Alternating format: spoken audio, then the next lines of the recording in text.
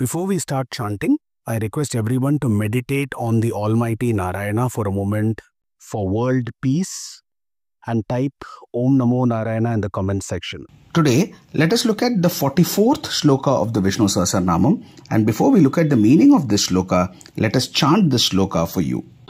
Vaikunta Purusha Prana Pranada Pranava Pratuhu Hiranyagarbha Shatrugno Vyapto Vayuradokshajaha.